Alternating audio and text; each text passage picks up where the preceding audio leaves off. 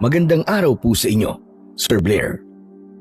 Sadyang nakakaaliw ang mga kwentong inyong ibinabahagi sa inyong mga YouTube channel. Ang totoo, hindi po ako marunong gumamit ng cellphone dahil matanda na ako. Mahigit 70 taong gulang na po ako. Kaya para sa akin, ang paggamit ng mga gadget ay para na lang po sa mga kabataan.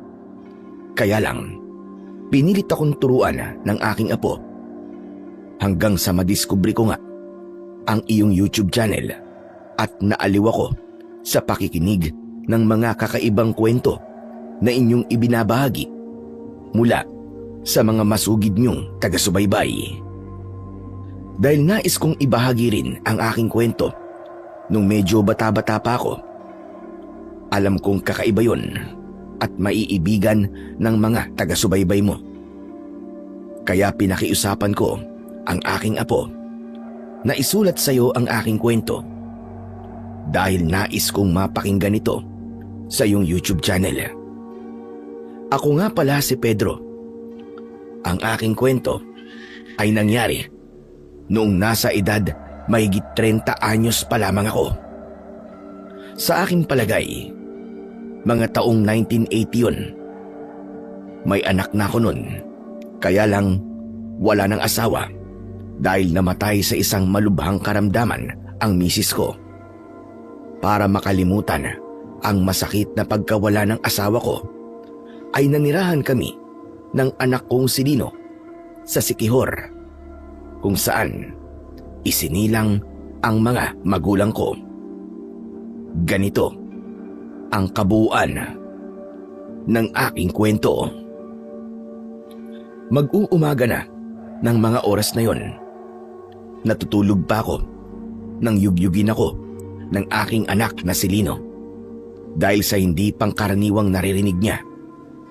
Nagdulot kasi yun sa kanya ng pag-aalala at pagkabahala. Tay gising. Tay, gumising po kayo. Tama na po ang pagtulog. Ano ka ba naman, Lino? Ang aga-aga pa eh. Gusto ko pang matulog. Mamaya aalis na naman kami ni Alkitran para bumiyahe. Ang alaga kong kabayo, ang tinutukoy kong si Alkitran. Matingkad na itim kasi ang kulay nito na para bang kakulay ng alkitran. Kaya yun ang tinawag ko sa kanya. Nabili ko yun sa isang kaibigan ng tatay ko nung umuwi kami sa Siquijor. Kinabitan ko ito ng kalesa para gamitin sa pamamasada. Nang mga panahong yun, ay gumagamit pa ng kalesa at kabayo ang mga tao para sa transportasyon. Nagsasakay ng pasahero para dalhin sa bayan o karatig baryo. Maaari ding tagahatid ng mga produktong hindi naman kabigatan, gaya na lamang ng mga gulay at iba pang produkto na hindi mahihirapan ang kabayo. Kaya naman, sadyang malaki talaga ang pakinabang ni Alkitran para sa akin. Dahil sa kanya ay nabubuhay kami ng anak ko at nagkakaroon ng panggastos para sa aming pang-araw-araw na pangangailangan. Tay, ano ba tay? Tumayo na po kayo dyan. Sa kaumagan na po eh. Pero sabi ko nga sa'yo, anak, mamaya na lang. Gusto ko pang matulog eh. Pero tay, tumayo na po kayo. Kasi nga, may nanloob po sa bahay natin. Nawala ang antok ko sa sinabi ng anak ko. Hindi yun biro na may ibang tao na palang nakapasok ng bahay namin ng ganun kaagang oras. Kaya napilitan akong bumangon, pero nanatiling nakaupo pa rin sa banig na aming higaan. Ano ba sinasabi mong nakapasok? Pakinggan niyo po mabuti tay. May ingay po mula sa kusina. May nakikialam po ng mga gamit natin sa pagluto. Pati sa mga plato na yari sa aluminum.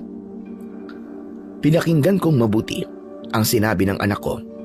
Tama nga siya. Dahil may naririnig ako na mga gamit sa pagluluto. May ibang tao nga. Pero sino kaya ang taong yon? At bakit pinasok niya ang bahay namin. Naririnig niyo po ba yun, Tay? Di ba? Meron pong ibang tao. Lokong yun ah. Sa dami ng oras para looban tayo. Pinili pa yung ganitong oras. Umaga na. Yun na nga po eh. Ibang klaseng magnanakaw yan, Tay. Umagang-umaga kong tumira. Agad kong kinapa sa gilid ng aming higaan ang isang latigo na ginagamit ko kay Alkitran. Pati na rin ang aking gulok na sinasadya ko talagang ilagay sa tabi ng aming tinutulugan. Para yon sa mga ganong pagkakataon na may ibig sumalbay sa amin. Makikita niya ang hinahanap niya. Hindi siya sasantuhin ng latigo at gulok ko. Tumayo ako para puntahan ang sino mang nanloloob sa bahay namin. Naririnig ko pa rin ang ingay ng aming gamit panluto. Ibig lang sabihin nun ay hindi pa ito umaalis. Tay, sasama po ako sa inyo. Hindi na, maiwan ka lang dito. At ako na ang bababa ng bahay at pupunta rin sa kusina. Dito ka lang sa taas at wag na wag kang aalis ha.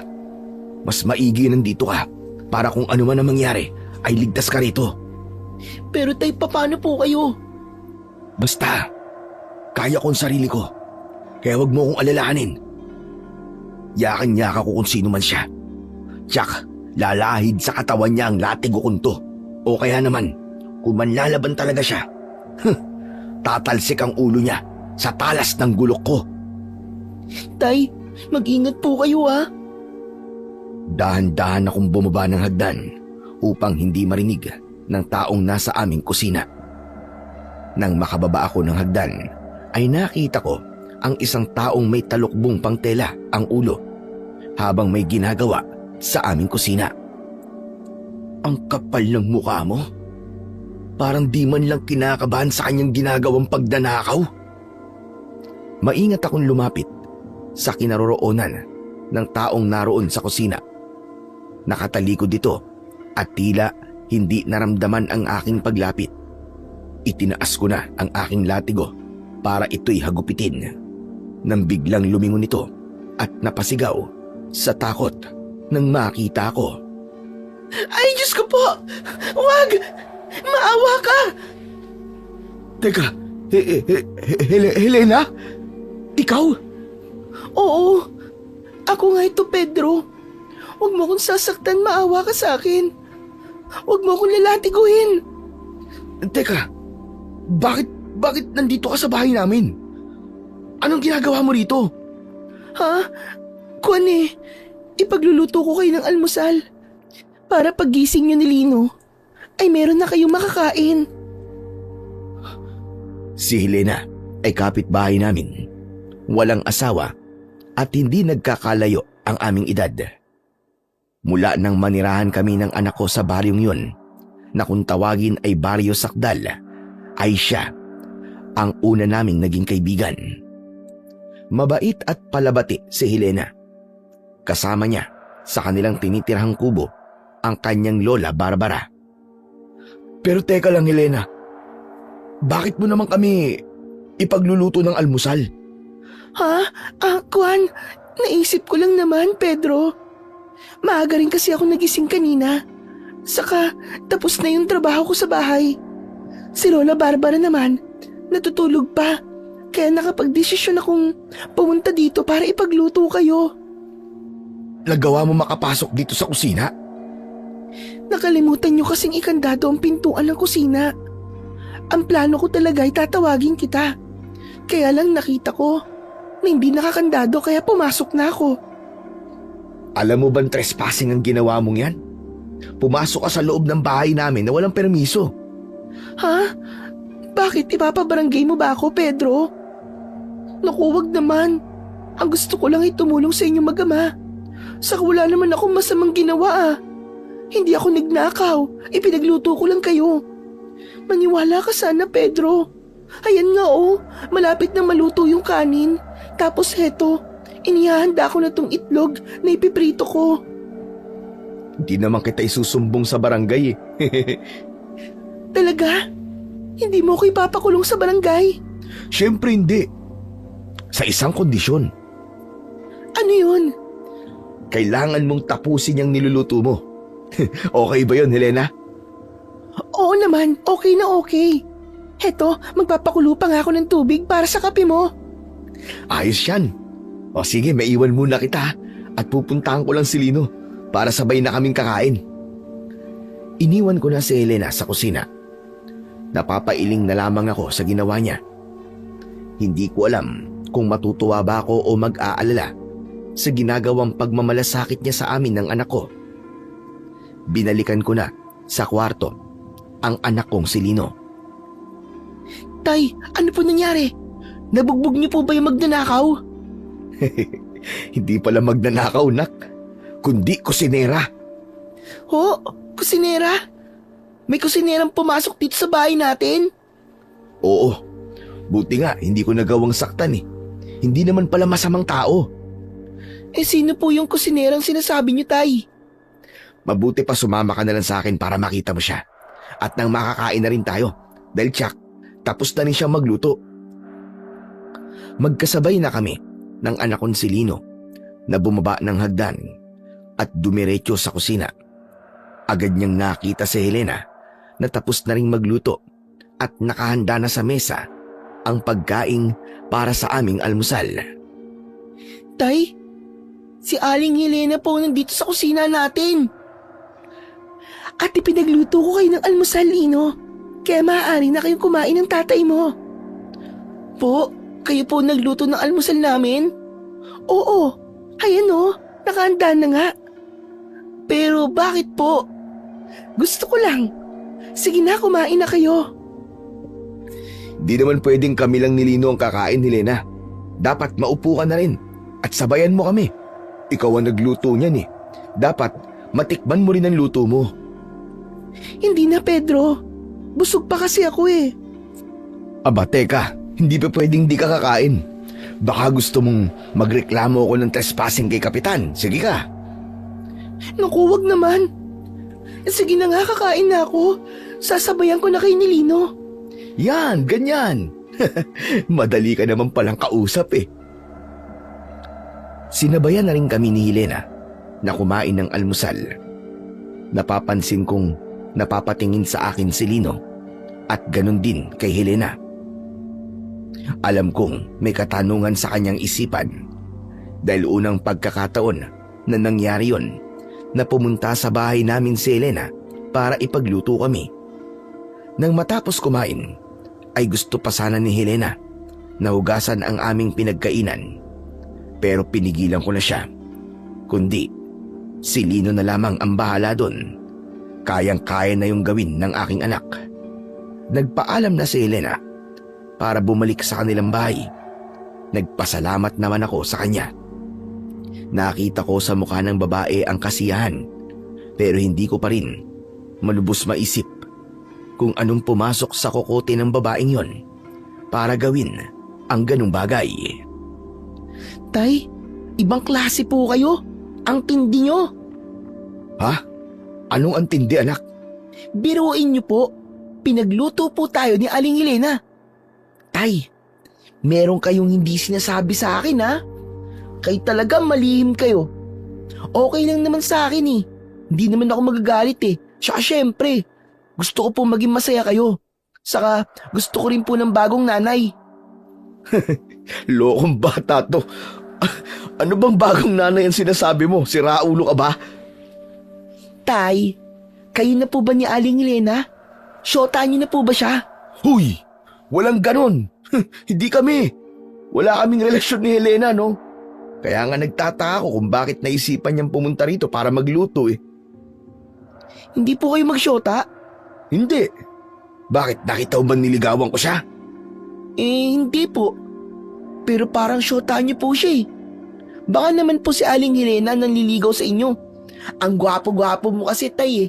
Para ka pong si Gabby Concepcion. Tumigil ka na nga, Lino. Basta, wala kaming relasyon ni Helena ha. Baka sadyang mabait lang yun. At naaawa sa atin. Kasi nga, wala nag-aasikaso sa'yo. Saka sa akin. Kaya nagboluntaryo na siyang ipagluto tayo. Pero tay, ayos lang naman po yun eh. Kung talagang magiging syota niyo po si Aling Helena, wala pong problema po sa akin. Botong-boto po ako. Taas po yung 10 kamay ko. Ay, 10 kamay. 2 kamay ko. Natawa na lamang ako sa sinabi ng aking anak. Kung tutusin, wala naman talagang problema kung maging kami nga ni Helena. Kaya lamang, wala pa akong nararamdaman para sa kanya. Pero yun nga, mabait talaga si Helena at pwedeng maging kandidato para maging ikalawang ina ng anak ko. Kaya lang, hindi ko pa yun iniisip nung panahong yun. Tsak, ipinagtaka naman ng Lola Barbara ni Helena ang ginawa nito, lalo na't napakaagang umalis ng bahay. Galing ka ba sa bahay ni na Pedro? Opo, Lola Barbara. Tinulungan ko lang po sila. Ipinagluto ko po. Anong ipinagluto? Ipinagsaing ko po, pinagluto ng itlog at nagpakulo po ako ng tubig para sa kanilang kape. Bakit? Anong meron?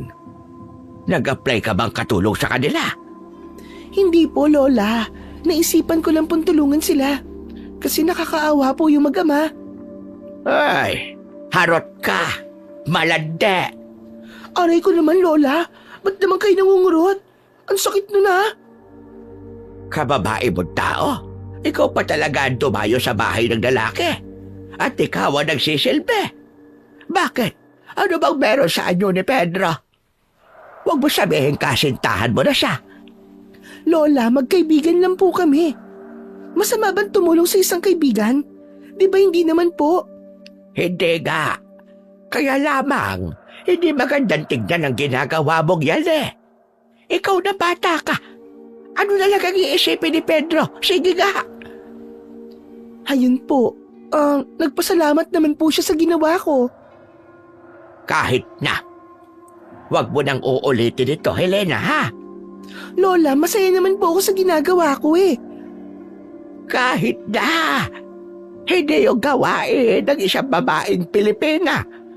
Saka mo na gawin yon kung may relasyon na kayong dalawa ni Pedro. Kasi naman eh, ang tagal-tagal niyang kumilos. Kaya ako nang gumagawa ng paraan. Aba, at talaga palang nilalandi mo siya. Lola naman, grabe naman po kayo. Hindi po paglalandi yun. Pagmamalasakit po, ang tawag doon. Pagmamalasakit, pinaganda mo lang. Huwag mo nang uulitin ha. Kundi tatali kita sa loob ng bahay, maniwala ka. Hindi ko man direktang nalaman kung anong ginawa kay Helena ng kanyang lola, pero alam kong pinagalitan ito. Dahil may kahigpitan si Lola Barbara, pero alam kong mabubuti silang tao. Samantala, oras na para pumasada ako bilang kutsero. Pinuntahan ko na sa kamalig sa kulungan ang alaga kong kabayo na si Alkitran. Bago pa ako makarating sa kanyang kinaroroonan, ay narinig ko ang ingay nito at ang bagsak ng mga paa na para bang natataranta. Patakbo kong lumapit sa aking alaga.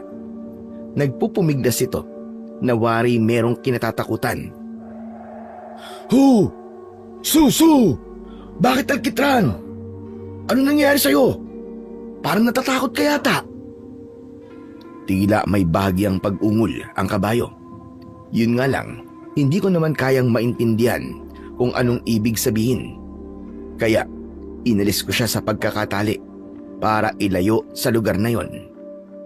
Napapalundag pa siya, tila may iniiwasan, pero wala naman akong makitang anuman. So, ho! Ano bang meron, Alkitran? Ano bang kinatatakutan mo? Patuloy kong iginala ang aking paningin sa lugar na pinagtalian ko. Subalit wala pa rin akong makita. Kaya inalis ko na lang doon ang aking kabayo. Inilagay ko na siya sa kalesa para ihanda na sa aming pamamasada. Tumahimik na si Alkitran nang maipwesto ko na ang kalesa.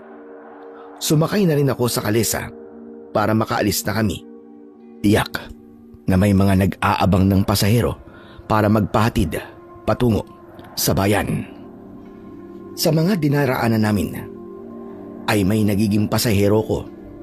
Habang nag-uusap sila ay hindi ako makapaniwala sa aking narinig. Dahil ayon sa mga ito ay may pinatay na kotsero.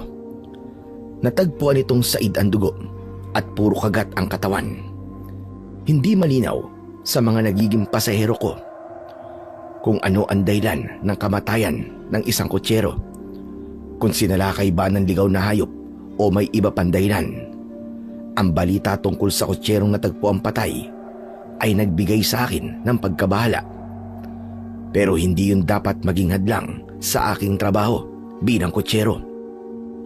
Dapat akong magpatuloy para sa pangangailangan namin sa araw-araw.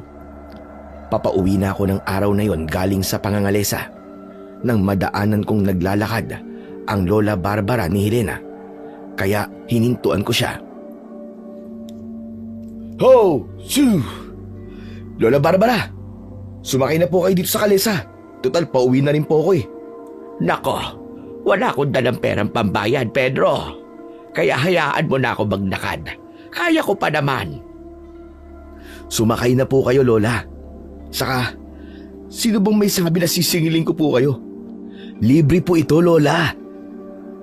Abay, nakakahiya naman sa iyo. Wala po yun. Saka, magkapit-bahay naman po tayo eh. Sino po ba magtutulungan, di ba? Kundi tayo magkakapit-bahay. Kung sa bagay, tama ka naman dyan. Napilit ko rin na sumakay sa kalesa si Lola Barbara. Habang sakay siya, ay nabuksan niya ang usapan tungkol sa ginawa ni Helena. Humingi siya ng pasensya sa akin. Nakakahiya naman ang ginawa ng apo ko, Pedro. Kaya pagpasensyahan mo na. Wala naman pong ginawang masama si Helena, Lola eh. Tinulungan pa nga po niya kami. Hindi naman kasi maganda yon. Saka naistorbo niya kayo. Baka nga natakot pa kayo dahil bigla siyang pumasok sa bahay niyo. Hindi naman po. Kundi nagtaka lang ako. Pero wala na po yun. Wala kayong dapat ipag-alala. Salamat naman. Kasi nga hiyang-hiya ako sa ginawa niya. Siya nga po pala. Nakarating na po ba sa inyo yung balita? Ano bang balita? May kasamaan kaming kutsero na natagpuan pong patay. Said daw po ang dugo at maraming kalmot at sugat sa katawan. Abay, oo nga. Yan nga pinag-uusapan doon sa pinuntahan ko kanina. Nakakapag-alala talaga yan. At ang sabi nila ay hindi basta hayop ang pumatay kay Estong. Estong daw kasi ang pangalan ng kutsero. Ano raw po ang pumatay? Isang halimaw. Isang uri ng aswang. Aswang po? Meron na po ba ngayong aswang sa Baryo Sakdal? Ang sabi may gumagala na ngayong aswang dito. May ilan nang nakakita. At may kutob silang ang aswang na yoon ang pumatay kay Estong. San daw po ba natagpuan ang bangkay ni Mang Estong? Naku po, Panginoon mahabagin. Bakit po, Lola Barbara? Ano po nangyayari sa inyo? Malapit na tayo. Malapit na tayo sa lugar kung saan natagpuan ang bangkay ni Estong. Sa may mga kawayan, malapit sa Imbornal. Patuloy sa pagtakbo ang kalesang sinasakyan namin ni Lola Barbara. Kaya lamang nang malapit na ito sa kawayan kung saan yung lugar na sinasabi na natagpuan ang bangkay ni Mang Estong, ay nagkaroon bigla ng problema. Biglang huminto na tila urong-sulong sa paglakad si Alkitran. Ho! Alkitran! Bakit? Ano nangyayari sa'yo? Bakit parang may problema ang kabayo mo, Pedro? Hindi ko nga rin po alam, Lola Barbara. Ho! Alkitran! Su! Ayaw niyang lumakad. Parang may kinatatakutan siya. Kaya nga po eh. Alkitran, ano ka ba? Ho! Alkitran! Gumalaw ka na! Pambihira ka namang kabayo ka, oo. Pinalo ko ng 2 beses gamit ang hawak kong latigo ang gawing likuran ng kabayo para magpatuloy sa paglalakad. Napilitang lumakad si Alkitran, pero at tubili ito. Ilang hakbang pa lang nang lumundag at tila nagwala ang kabayo. Ho! Ho! Alkitran! Ano ba, tumigil ka nga? Huwag kang lumundag! Diyos ko po, ano ba nangyayari? Bakit nagwawala ang kabayo mo, Pedro? Ano ba nangyayari sa kanya? Hindi ko nga rin po alam, Lola Barbara. Basta kumapit po kayo mabuti. Baka mahulog kayo sa kalesa eh. Hindi ko alam kung bakit biglang nagwala at nataranta ang alaga kong si Alkitran. Kaya paulit-ulit kong hinagapit ng hawak kong latigo. Tumakbo ito hanggang sa makalampas kami sa may kawayanan. Unti-unti ay kumalma ang kabayo at marahan na lamang itong lumakad na para bang walang nangyari. Ay, salamat sa Diyos at umayos ka rin, Alkitran. Pambihira ka. Mapapahama kami ni Lola Barbara sa ginawa mong kabayo ka eh.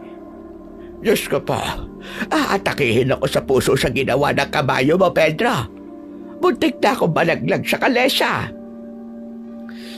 Pasensya na po kayo.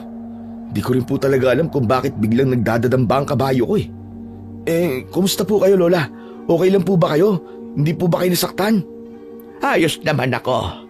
Kaya lagi parang tinatambol pa rin ang dibdib ko hanggang ngayon. Pahama kasi itong si Alkitran eh. Nagwala siya doon sa lugar. Na sinabi ko na kung saan natagpuan yung kutserong pinatay. Yun nga po eh. Ano kayang meron doon, no? Para bang may ibang naramdaman doon si Alkitran na dahilan ng bigla niyang pagwawala. Naging palaisipan din sa akin ang nangyaring yun sa aking kabayo. Naihatid ko na si Lola Barbara sa kanila. Pero alam kong bitbit pa rin niya ang matinding kaba. Nag-uumpisa ng dumilim nang marating ko ang bahay namin. Kaya lang, wala roon ang anak kong si Lino. San kaya nagpunta ang batang yun? Kumakagat ng dilim, di pa umuuwi ng bahay. Inasikaso ko na ang pagluluto. Maya-maya pa, ay narinig ko na ang mga yabag, saka may biglang pagsara ng pinto ng aming bahay. Alam kong si Lino yun, kaya lamang, bakit kaya tila nagmamadali? Kaya iniwan ko saglit ang niluluto ko at pinuntahan siya. O ano ba nangyayari sa'yo, Lino? At tumahangos ka? Tay, may umahabol po sa akin. Na ano? Ibong itim po. Paniki? Hindi tay, hindi paniki.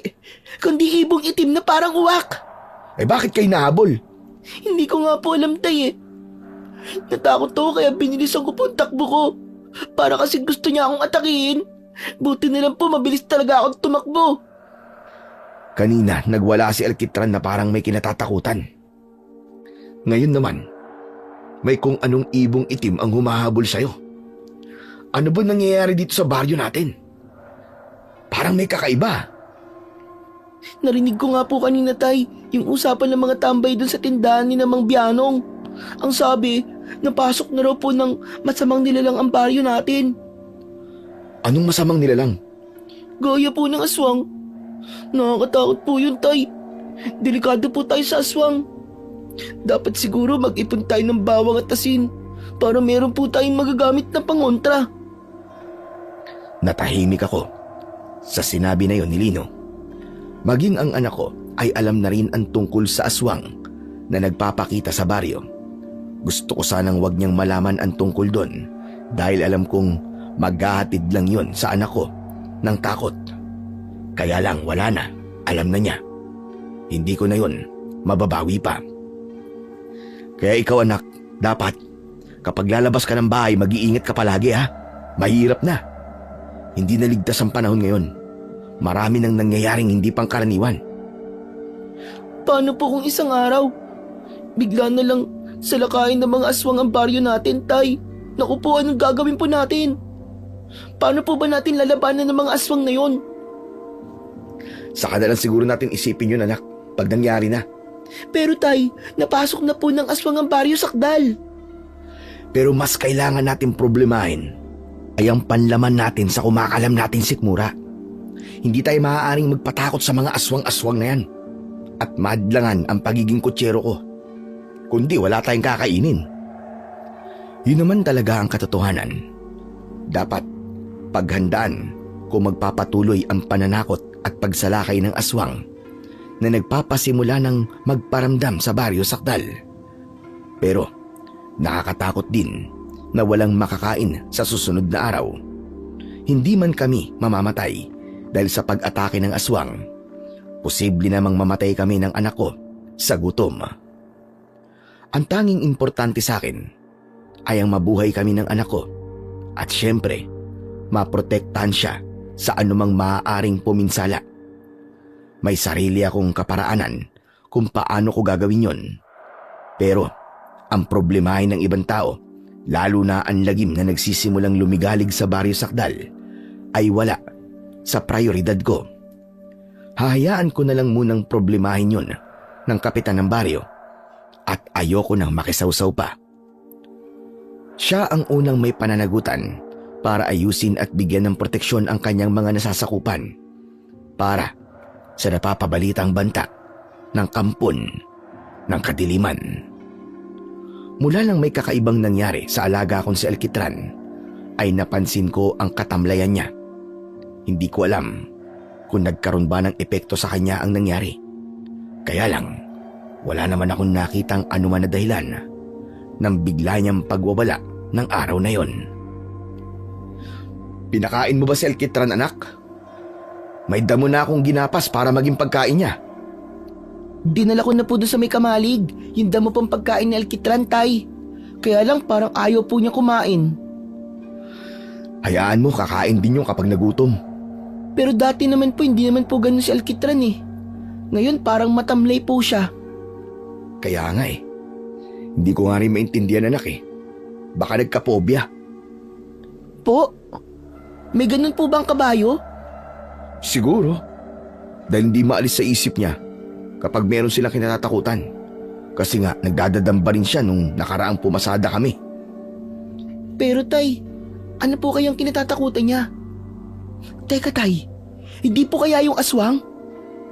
Wala naman akong nakitang aswang ng pagkakataong yun eh, na nagwala si Alkitran eh. Tay, sabi po kasi nang narinig ko pong usap-usapan, kapag hindi raw po gabi, may kakayahan ng aswang na gumala po dito sa baryo na maging ibang uri ng hayop. Pwedeng ahas o kaya bayawak, pwedeng insekto din, at pwede ring ibon, gaya po nung humabol sa akin. Kanino mo naman narinig yan? Dun po sa may tindahan, kaninang inutusan niyo po ako. Yun po kasi uli ang pinag-uusapan nila eh. Kasi nga, lagi na raw po may kakaibang nakikita dito sa baryo Sakdal. At iniisip nilang kagagawan po yun ng aswang. Talagang gusto nilang takutin ng mga taga rito ah. Hindi tumitigil ang mga chismoso-chismosa na pag-usapan ng tungkol sa aswang. Eh yun po kasi ang paborito nilang topic eh. Tapos, nagtatakutan pa sila. Kaya pati mga batang makakarinig, natatakot na rin po. Ikaw ba? Natatakot ka na din? Konti lang po. Saka sabi niyo nga po, di ba? Huwag akong basta matakot. At saka, di niyo naman po ako pababayaan eh. Oo naman. Dadalawa na nga lang tayo eh. Kaya gagawin ko ang lahat para protektahan ka, anak. Maghapon pa rin akong nangalesa ng araw na yon. Kahit napapansin kong nanghihina ang alaga kong si Alkitran, ay nagamit ko pa rin siya para maghatid ng pasahero sa bayan. May nagpatid din ng kanilang inaning gulay. Napagod si Alkitran, kaya nang makauwi kami, ay pinakain ko siya at binigyan ng tubig. Pero kapansin-pansin pa rin ang katamlayan. Hindi maaaring magpatuloy sa pananamlay ang alaga ko. Delikado kapag tuluyang nagkasakit, lalo na't sa kanya lang kami umaasa para sa aming pang-araw-araw na kailangan. Tanging pangangalesa lang ang ikinakabuhay ko. Napapaisip tuloy ako na baka nga totoo yung narinig ng anak ko tungkol sa aswang na may kakayahang magbago ang anyo at nagiging ibang hayop o insekto ang aswang. Baka may naapakang insekto si Alkitran at isang aswang yon na nagkaroon ng hindi magandang epekto sa alaga ko. Bigla tuloy pumasok sa isip ko na ipatawas ang aking alaga. Kaya lamang baka pagtawanan ako ng albularyong pupuntahan ko. Pero totoong nag-aalala ko para kay Alkitran. Nang gabing yun, lagpas hating gabi na pero hindi pa rin ako dalawin ng antok habang ang anak kong si Lino ay malalim na ang tulog. Sinisisi ko tuloy ang matapang na kapeng ininom ko. Kaya lang, dati ko namang ginagawa yon, ang uminom ng kape, pero nakakatulog din kagad ako. Kaya lamang, iba talaga ng gabing yon. Pabiling-biling ako sa aking higaan. Maya-maya pa, ay may naramdaman akong ingay mula sa labas ng bahay. Sinundan yon ng tila mga yabag. Yari lang sa kawayan ang sahig ng aming bahay, kaya maaaring marinig at maramdaman ang mga ingay at kaluskos mula sa labas. Bumangon ako at nakiramdam sa kung anumang lumilika ng ingay. Maya-maya pa ay nawala yon. Bigla kong naisip ang aswang na nagiging usap-usapan sa baryo. Baka pumupunta ito sa iba't ibang bahay at humahanap ng mabibiktima. Kasama na ang bahay ko. Tumayo ako sa pagkakaupo, sabay hawak sa gulok na laging nakatabi sa akin. Sige lang, kung talagang aswang ka, matatagpasan kita ng leeg halibaw ka. Hindi ka sasantuin ng aking matalas na gulok. Patuloy akong nakiramdam ng susunod na mangyayari. Saglit na namayani ang katahimikan. Inakala kong wala na akong maririnig na ingay dahil nawala ang mga yabag at kaluskos. Ibinalik ko na ang aking gulok sa tabi ng higaan. Akmang hihinga na ako nang marinig ko ang malakas na tunog ni Alkitran. Si Alkitran yun na! Nag-ingay! May nangyayari sa kanya! Muli kong kinuha ang aking gulok, sabay baba ng hagdan papunta sa pintuan. Halos liparin ko ang daan patungo sa kamalig na kinaroroonan ng alaga kong kabayo. Inabutan ko na nagwawala at dumadamba si Alkitran at muli ay may kinatatakutan, katulad ng nangyari sa kanya nang sakay ko si Lola Barbara. Ho! Alkitran, ano ba nangyayari sa'yo? Ano ba kinatatakutan mo? Ho! Ho! Alkitran, tumigil ka! Tama na! Pero tila walang naririnig ang aking kabayo. Hindi niya ako pinapansin. Kung sino ka magkinatatakutan ng alaga ko, magpakita ka! Akala mo yata natatakot ako sa'yo, ha? Sige lang! Magpakita ka sa akin at tatanggalan talaga kita ng ulo. Pagpipira-pirasuhin ko ang katawan mo. Sige! Lumabas ka! Magpakita ka! Nasaan ka? Huwag kang magtago! Hawak ko ng mga pagkakataong yun ang aking gulok at nakahanda ako para sa pagpapakita ng anumang nilalang na kinatatakutan ni Alkitran. Saglit na katahimikan ang namayani dahil maging ang alaga kong kabayo ay kumalma at tumahimik. Maya-maya pa ay biglang may tumalon na palaka na hindi ko napansin kung saan galing. Humalinghing at napalundag si Alkitran. Hindi ko akalain na matatakotin pala siya sa palaka. Kaya lang, parang hindi ako makapaniwala na palaka ang kanyang kinatatakutan. Matagal nang merong palaka sa kamalig na pinagtatalian ko sa kanya. Pero tila yun ang unang pagkakataon na nataranta siya. Kaya ramdam kong may iba pang dahilan. Hindi ang palakang nakita ko roon ang rason ng biglang pagwawala ng alaga kong kabayo. Hinawakan ko si Alkitran at hinaplos-saplos ang gawing uluhan niya para tuluyang kumalma. Maya-maya pa ay may naramdaman akong bagay na pumagaspas at lumipad pa itaas. Huli na para tignan ko pa yon, kaya hindi ko alam kung ano ba ang bagay na lumipad. Napaisip ako na hindi kaya aswang yon at siya rin kinatatakutan ng alaga ko. Bagay na nagpagulo sa isipan ko, lalo na't wala akong makuwang tamang kasagutan. Kaya lang, malakas ang kutob ko. Malamang, aswang ngayon na nagtatago lamang. Sinarili ko na lamang ang tungkol sa naramdaman kong yun. Hindi ko na kailangang ipaalam pa kung kanino. Basta ang alam ko mas kailangan kong mag-ingat. Kaya nang sumunod na araw, bago ko umalis ng bahay para muling mangalesa, ay isinama ko si Lino. Nag-aalala ko para sa aking anak dahil sa mga hindi pangkaraniwang nangyayari. Isasama niyo po ako sa pangangalesa, Tay. Pupunta po tayo ng bayan. Ako lang, Lino. Ikaw, iiwan ko muna kina Helena. Ha? Bakit po, Tay? Anong gagawin ko ron? Saka nakakahiya naman po sa kanya. Hindi kasi ako mapapalagay kung nag-iisa ka lang dito, anak eh. Kaya ibibilin muna kita kay Helena. Kapag darong ka sa kanila, huwag kang magiging malikot doon, ha? Dapat isama niyo na lang po ako eh. Hindi nga pwede, anak eh. Saan pa sasakay ang pasahero ko kung kasama kita? Saka baka mamaya, may magkarga pa ng kanilang mga produkto. Kaya doon ka na muna kina Helena. Dadaanan na lang kita pag pauwi na ako, okay? Madali ko namang napakiusapan ng anak ko, kaya napapayag ko siya. Pagdating namin kina Helena, ay 2 kamay naman siyang tinanggap at may kasama pang matamis na ngiti. Helena, ikaw na munang bahala sa anak ko, ha? Oo naman, Pedro. Wala kang dapat na ipag-alala. Tay, mamaya po, uwian niyo po kami ni Aling Helena ng pasalubong, ha? Oo naman, ano bang gusto mo? Tinapay po na biskotso, Tay. Saka ampaw. O sige, mag-uuwi ako nun. Naging panatag na ang loob ko dahil alam kong may titingin kay Lino habang nangangalesa kami ng alaga kong si Alkitran. Pero tila minamalas ako ng araw na yon. Malayo-layo na ang nararating namin ng kabayo ko at malapit na kaming pumasok sa boundary papunta sa bayan, ngunit wala pa rin akong pasaero.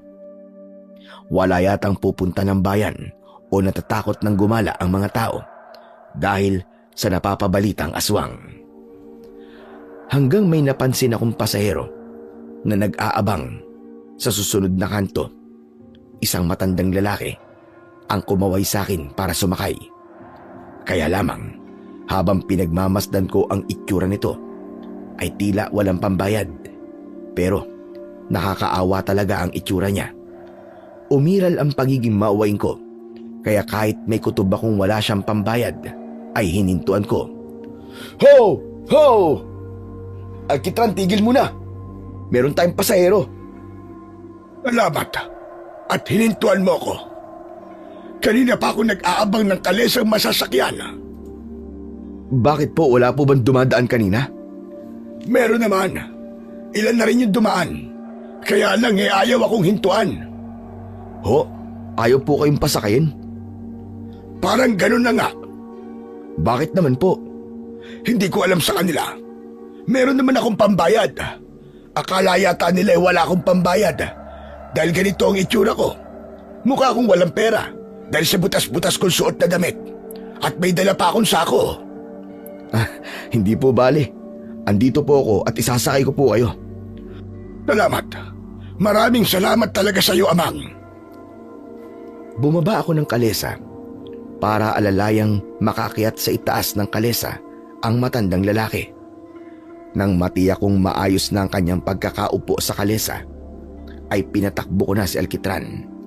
Habang binabaybay namin ang daan, ay nakikipag-usap sa akin ang matandang lalaki. Saan po ba kayo pupunta, Lolo? Di niyo pa po sinasabi sa akin. Basta tuloy-tuloy lang. Dire-diretso lang.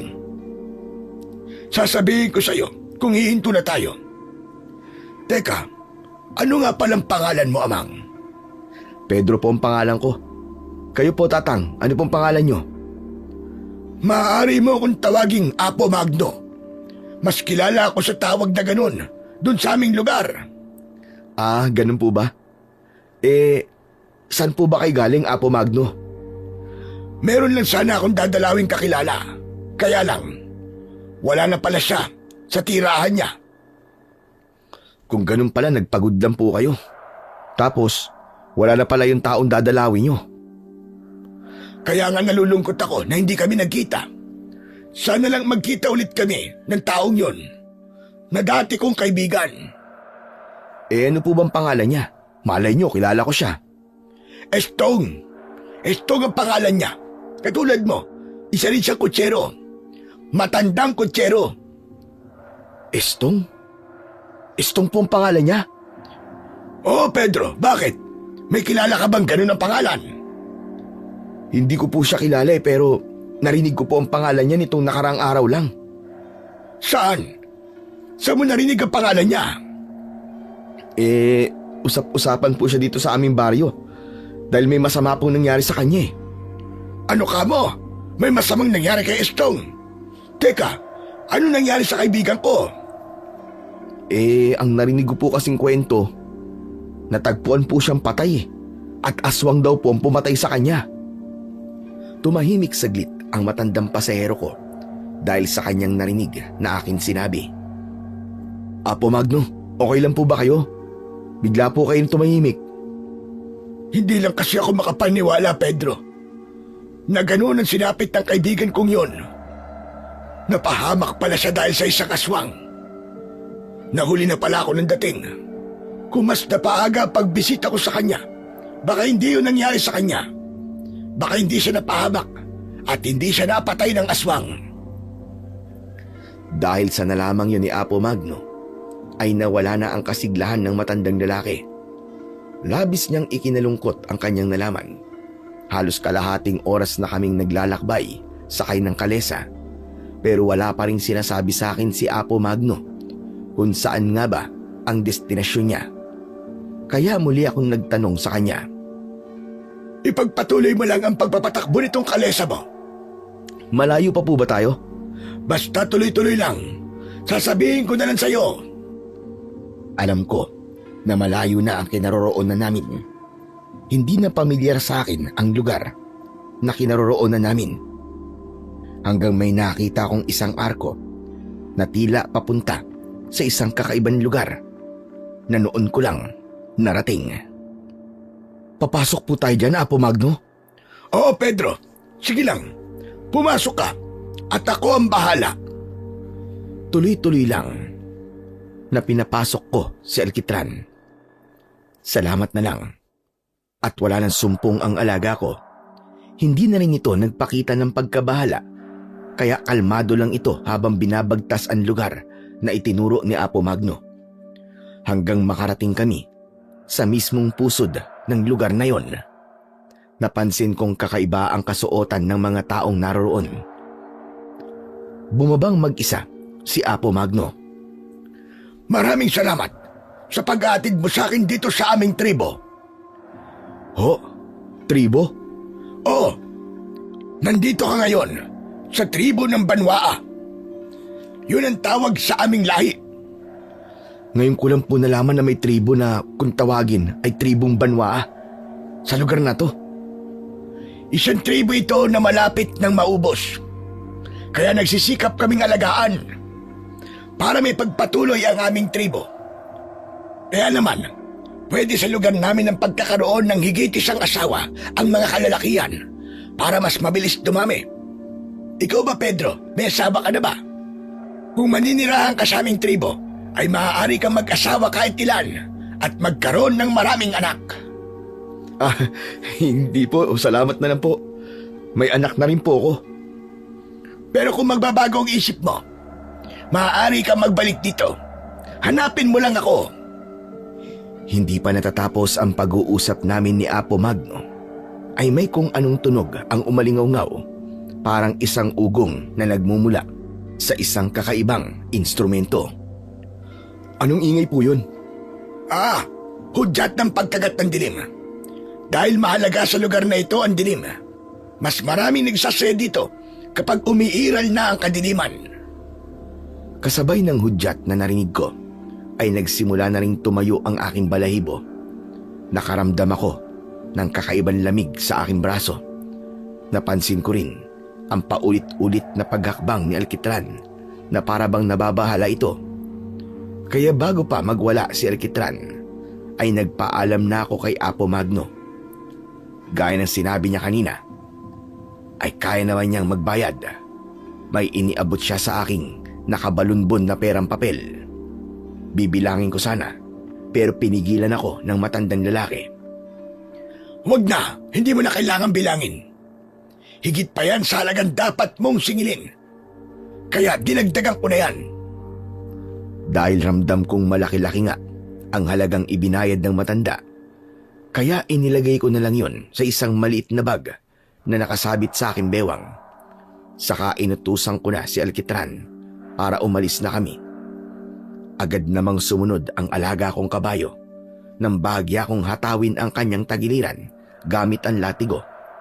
Hindi ko mawari pero may kakaibang kaba at nanunuot ang kilabot sa katawan ko habang nananatili ako sa lugar na yon. Kaya kailangan ko nang umalis. Dahil sa layo ng lugar na pinagdalhan ko kay Apo Magno na ayon sa kanya ay tribo ng Banwaa. Mag-aalas 12 na ng gabi nang ako'y makauwi. Pero dinaanan ko muna si Lino kay Helena. Ginabi ka yata ng gusto, Pedro. Oo nga, Helene. Pasensya na ha. Masyado na kitang naabala. Wala yun. Ayos lang yun, Pedro. O siya, halika na anak. Uwi na tayo. Malayo kasi ang pinagdalan ko dun sa aking pasero kaya ngayon lang ako nakauwi. Akala ko nga po tay, hindi na po kayo uuwi o kaya bukas na. Kasi gabi na po at wala pa kayo. Hindi naman pwede yun anak. Dahil alam kong mag-aalala ka. O sige na. Magpasalamat ka na kay Ate Helena mo. Salamat po, Aling Helena. Kahit nagtagal po si tatay. Okay lang po kasi naaliw po ako sa mga kwento po niyo sa akin. Salamat naman at nagustuhan mo, Lino. Marami pa akong ikikwento sa'yo sa susunod. Talaga po? Tungkol pa rin po ba sa mga kapre at tikbalang? Oo, pati tungkol sa mga diwende at sirena. Gusto mo ba yun? Opo, ayos po yun. Mukhang okay naman pala ang pag-iwan ko sa'yo dito anak eh. Naaliw kang kasama si Helena. Ako man, Pedro. Naaliw din ako sa pagkikwento ko kay Lino. Sana sa susunod, ikaw naman ang makakwentuhan ko. Oo nga po, Tay. Mabait po si Aling Helena. Alam ko naman yun, Lino eh. O siya, sige na Helena. Tutuloy na muna kami ha. Ang Lola Barbara nga pala, nasan? Kanina pa natutulog. Maaga kasing matulog yun eh. Pagdilim ng paligid, aba, inaantok na kagad. O sige, pakisabi na lang sa kanya salamat ha. Alam ko kasi na naabala ko kayo eh. Dahil sa pag-iwan ko rito kay Lino. Hayaan mo makakarating sa kanya. At yung pag-iwan mo naman kay Lino dito sa bahay, naku wala yun. Napakaliit na bagay. Abot-abot ang pasasalamat ko kay Helena sa pag-aalaga niya kay Lino. Nang nasa bahay na kami ng anak ko, ay ibinigay ko sa kanya ang bili niyang pasalubong. Hindi ko yun nakalimutang bilhin dahil tiyak hahanapin yun ng anak ko. Bumalik ako sa kalesa para alisin dun si Alkitran at dalhin sa kamalig para makapagpahinga na rin. Naitali ko na ang alaga kong kabayo sa lugar na tutulugan niya. Bumalik ako sa kalesa para may ayusin sana, pero isang bagay ang ikinagulat ko na nakita ko ron. Naiwan sa loob ng kalesa ang sako na dala ni Apo Magno. Dinampot ko yun at pinakiramdaman kung anong laman. Hinawakan ko at pinisil ang laman ng sako. Matigas ang bagay na nasa loob ng sako. Ano kayang laman nito? Naiwan ba to ni Apo Magno o sadyang iniwan? Nakabuhol ang sako kaya kailangan kong kalagin para malaman kung anong laman. Hindi naman mahigpit ang pagkakabuhol ng tali kaya agad ko yung nakalag. Ganun na lang ang panlalaki ng mga mata ko nang makita ang laman ng sako. Mga lumang gamit yun na yari sa tanso. Sa palagay ko, mga antigong gamit na palamuti sa katawan ng isang pinuno ng tribo. May para sa leeg, sa braso, sa tenga at sa paa. Mga sinaunang bracelet na ang pagkakayari ay para bang makikita lang sa mga museum. Meron ding dalawang klase ng punyal na sa tingin ko gamit ng katutubo at ilang bagay pa. Mukhang mahalagang gamit ang mga to ah. At siya kailangan to ni Apo Magno. Anak ng paano ngayon to? Naiwan niya. Sinipat-sipat kong muli at tinignang mabuti ang mga gamit na yun. Isa sa naroon na nagkaroon ako ng interes ay ang isang pares ng metal na inilalagay sa paa ng kabayo. Isang pares yun ng bakal na pabilog o horseshoe. Ginagawa itong patibong sa paa ng kabayo para sa matitigas na daan o matutulis na bagay. Sa akin na lang to. Ikakabit ko to bukas kay Alkitran. Pero itong ibang mga antigong bagay na to ay kailangan maibalik ko kay Apo Magno. Siguro naman ay okay lang sa kanya na ibigay na sa akin ang sapatos ng kabayo kapalit ng pagbabalik ko nitong ibang mga gamit niya. Nakaramdam na ako ng pagod at kailangan ko na munang magpahinga. Bukas ko na lang ikakabit ang sapatos na bakal para kay Alkitran. Masyado na kasing manipis ang horseshoe sa kanyang unahang paa at kailangan ng palitan. Napasarap ang tulog ko ng gabing yon dahil na rin siguro sa pagod. Subalit ginising ako ng anak kong si Lino na labis ang pag-aalala. Sunod-sunod ang tapik niya sa tagiliran ko. Tay gising po kayo. Tay, gising. Bakit pa nangiistorbo ka, Lino? Kailangan ko pa matulog eh. Kung nagugutom ka, may tinapay naman dyan at maaari mo maging almusal yun. Sige na. Tay, hindi naman po ako nagugutom eh. Kaya po kita ginigising dahil kay Alkitran. Naroon sa kamalig si Alkitran. Andun, nakatali. Yun na nga po, tay eh. Wala po dun sa kamalig si Alkitran. Dahil sa sinabing yun ni Lino, ay nawala ang antok ko at bigla akong napabangon. Hindi ako makapaniwala sa sinabi ng anak ko. Ano? Ano ba sinasabi mong wala si Alkitran? Yun nga po, tay. Wala po sa pagkakatali niya ron si Alkitran. Imposible yun. Paano mawawala rin si Alkitran? Maayos ang pagkakatali ko sa kanya kagabi. Hindi agad ako makapaniwala sa sinabi ni Lino. Kaya bumangon na ako para tiyakin kung talaga nga bang nawawala ang alaga ko. Yun nga, wala nga sa kamalig si Alkitran. Ang nakapagtataka ay naiwan doon ang kanyang tali. Tinignan ko ang ginamit kong pantali. Hindi naman yun maluwag. Pero nakapagtataka na nakawala si Alkitran. Hindi ko maubos maisip kung paano siya nakaalpas sa kanyang tali. Tay, paano po nakawala si Alkitran?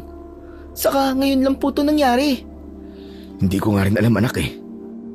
Hindi kaya meron po nakialam sa kanya, tay, at pinakawalan siya? Posibleng gano'n na nga. Pero sino naman ang makikialam? Matagal na tayong nakatira dito pero ni minsan ay wala namang nakikialam kapag iniiwan natin si Alkitran. Oo nga po, tay eh. Sa halip na isipin natin kung paano o sino nagpakawala sa kanya, maigi pa.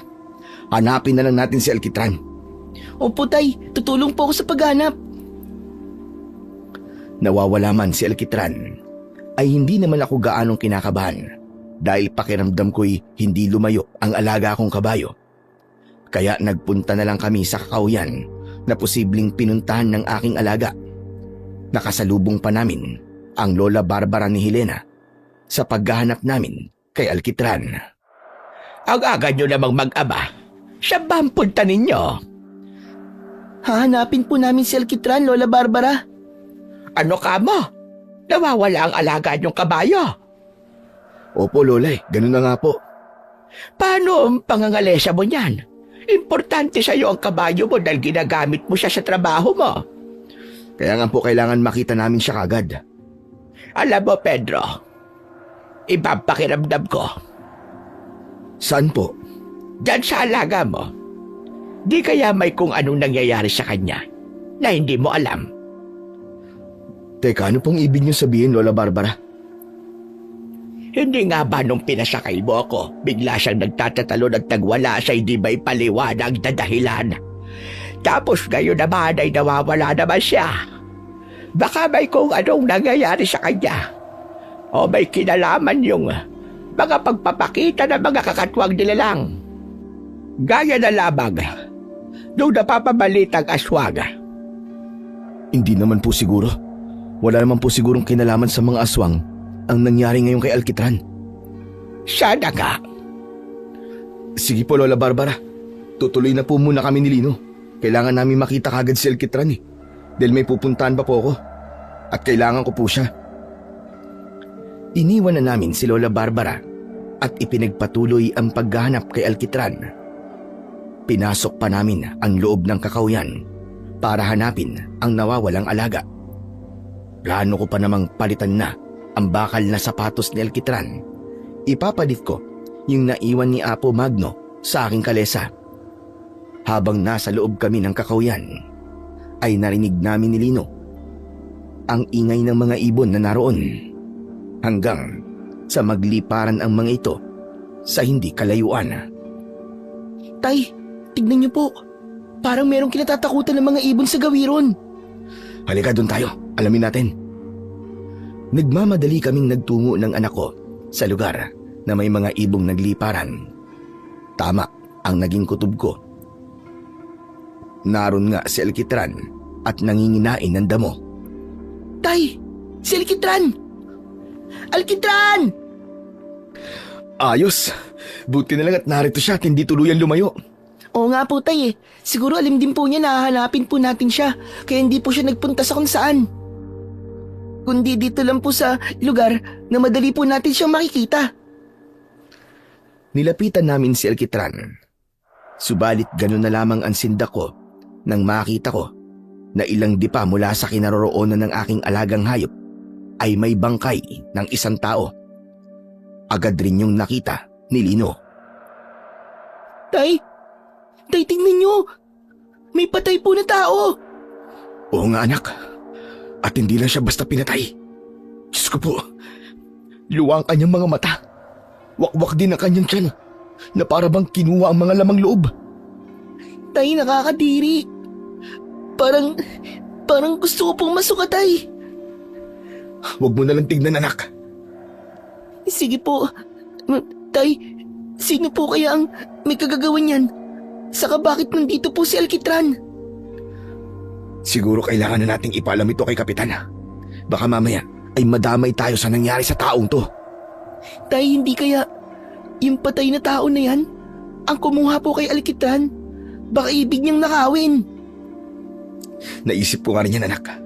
Pero kung ang taong yan ang nagtangkang magnakaw kay Alkitran, sino naman kaya ang pumatay sa kanya, di ba? Oo nga po eh. Sino kaya? Habang nag-uusap kami ng anak ko at narinig namin ang mga yabag at ilang taong nagkakaingay, patungo sila sa kinaroroonan namin. Tauhan sa barangay ang mga dumating kasama ang isang lalaki at itinuro ang bangkay ng lalaki na nakita namin. Nagtataka sila kung bakit naroon kami ng anak ko, kaya ipinaliwanag na lang namin na hinanap namin ang aming alagang kabayo at doon namin natagpuan. Napag-alaman ko na ang lalaking kasama ng mga tauhan ng barangay ay siya palang unang nakakita sa bangkay. Nagkataon lang na nang makabalik siya kasama ang mga taga-barangay ay naroon na kami ni Lino. Kaya maliwanag sa kwento ng lalaki na wala kaming kinalaman sa namatay na yon. Nauna na kaming umuwi. Mahirap nang madamay pa. Sila na ang bahala sa bangkay ng taong nasa kakauyan. Pero nananatiling palaisipan sa akin kung bakit nasa lugar na yon ang kabayong alaga ko. Hindi man naging maganda ang araw na yon dahil nga sa bangkay ng lalaki sa kakauyan, ay lubos pa rin akong nagpapasalamat na natagpuan kagad si Alkitran. Palagay ko, may kinalaman ang napapabalitang aswang sa pangyayaring yon. Inakay ko na lang si Alkitran hanggang sa makauwi kami sa bahay. Itinali ko muna siya para kunin ang horseshoe na ipapalit ko. Dahil ang plano ko din sa araw na yon ay ang bumalik sa lugar ni Apo Magno sa tribo Banwaa na pinanggalingan ko kahapon. Nais kong ibalik ang sako na may lamang mga lumang gamit na tila mahalaga kay Apo Magno at sa buong tribo niya. Sinikap kong tapusin ang pagpapalit ng sapatos na bakal sa aking alagang kabayo. Nang matapos ko yung palitan, ay naghanda na ako para bumalik sa lugar ni na Apo Magno at napagpasyahan kong isama ang aking anak. Talaga po, Tay? Isasama niyo po ako? Oo, Lino. Kaya magdala ka ng tubig at yung tinapay para may pagkain ka kapag nagutom tayo sa paglalakbay. Sige po, Tay. Saka magdadala na rin po ako ng pamalit kong damit. O sige, ikaw nang bahala ha. Igayak mo na yung mga kailangan mong dalhin dahil pagkatapos nating mananghalian, lalarga na tayo. Masayang pumasok ng bahay si Lino para ihanda ang kanyang mga dadalhin. Ako naman ay pinakain ko muna si Alkitran pagkatapos kong palitan ng horseshoe ang dalawang paa niya sa unahan. Nang makapananghalian na kami, ay sinimulan na namin ng anak ko ang pagpunta sa aming destinasyon, sakay ng kalesa na hila ni Alkitran. Umabot din ng halos 4 na oras ang aming naging paglalakbay hanggang sa makarating kami sa lugar ni Apo Magno. Subalit hindi namin dinatdan doon si Apo Magno, kundi ibang tao ang sumalubong sa amin. Anong kailangan nyo dito? Sa aming tribo? Gusto ko sanang makausap po ang isang kaibigan. Si Apo Magno. May mahalaga pa siyang gampanin. Hindi pa maaaring abalahin. Sino ba sila? Ako po si Pedro. At ito naman pong kasama ko ay ang anak kong si Lino. Maligayang pagdating dito sa aming lugar. Maraming salamat po. Maaari ko po bang malaman kung sino po sila? Ako si Lakan Dumagit, ang pinuno dito sa tribo Banwa. At si Apo Magno na hinahanap mo ay siyang aming tagapayo. Sa ngayon, meron lamang siyang kausap at may inaayos na gusot sa ilang katribo. Makakapaghintay naman po kami. Sumunod kayong dalawa sa akin para makapagpahinga kayo. Pero ito pong kalesa ko at ang alaga kong kabayo. Hindi yan mawawala, kaya maaari mo yung iwan sa lugar na yan. Kaya wala kang dapat na ikabahala. Naging palagay ang loob ko, kaya sumama kami ni Lino kay Lakan Dumagit. Isinama niya kami sa isang kubo. Dumito muna kayo. Mamaya lang ay pupuntahan kayo dito ni Apo Magno. Maraming salamat po sa inyo, Lakan Dumagit. Magpapadala ako ng pagkain. Alam kong mahaba ang inyong naging paglalakbay at nagugutom na kayo. Iniwan na kami ni Lakan Dumagit. Maya-maya lamang ay may mga dumating na 2 babaeng katribo nila na may dalang sariwang prutas at inihaw na karne. Ibinigay nila yon sa amin at agad na ring umalis. Mabango at masarap ang inihaw na karne. May kaning tinta din na kasama. Masarap ang inihanda nilang pagkain, pati na rin ang sariwang prutas. Kaya lamang, nang tapos na kaming kumain, ay biglang may dumating na mga kalalakihan. May dala silang mga kahoy na aking ipinagtaka. Teka, anong kailangan niyo sa amin? Tay, bakit may mga dala po silang kahoy at panali? Hindi ko rin alam, anak. Humarang sila sa pinto ng kubong pinaglagyan sa amin. Saka inilagay ang 2 kahoy sa pinto upang maging harang at hindi kami makaalis. Hinigpitan nila yon ng pagkakatali. Sandali, anong ginagawa niyo? Bakit niyo inaharangan ng pinto? Ano gagawin niyo sa amin? Hindi nagsasalita ang mga kalalakihang tinatanong ko. Nagpatuloy lang sila sa kanilang ginagawang pagtali sa mga kahoy na iniharang sa pintuan. Nang matapos nilang harangan yon, ay umalis na sila na hindi pa rin nagsasalita. Tay, bakit po nila tayo kinukulong dito? Anong gagawin nila sa atin? Hindi ko rin alam, anak. Kailangan natin makausap si Apo Magno. Siya lang ang makakasagot nun. Nagsimula ng kumagat ang dilim, pero wala pa rin si Apo Magno. Hindi ko alam kung anong mangyayari sa amin ng anak ko sa lugar na yon. Parang gusto ko ng pagsisiyan na nagbalik pa ako sa lugar na yon at isinama ko pa ang anak ko. Maging siya tuloy ay malalagay sa panganib. Habang naroon kami sa loob ng kubo at laganap ng kadiliman sa kabuuan ng tribo Banwa, ay nakarinig kami ng tila nagkakasiyahan at mga sigaw mula sa mga naninirahan doon. Hanggang may naramdaman kaming tila umaaligid sa kubo. May narinig akong boses na tumatawag. Pamilyar sa akin ang boses nito. Boses yon ni Apo Magno. Apo Magno? Ikaw ba yan? Oo, Pedro. Ako nga ito. Humanap ako ng kahit siwang sa kubo para makapag-usap kami ni Apo Magno.